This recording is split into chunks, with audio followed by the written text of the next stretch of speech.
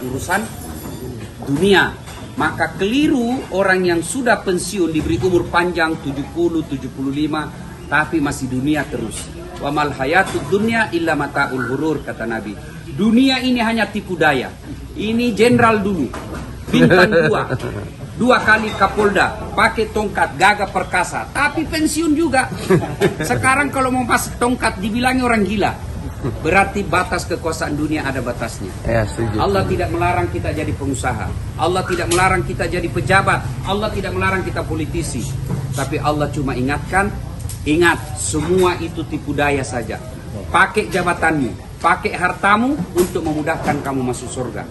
Yang keliru ketika kita ngejar dunia, tiba saatnya finish waktu kita sakaratul maut, mati tidak punya persiapan. Merantau perlu persiapan. Makin jauh perjalanan makin besar persiapan. Merantau ke akhirat tidak balik-balik lagi. Maka keliru ketika tidak ada persiapan. Salah satu persiapannya bersilaturahmi seperti ini.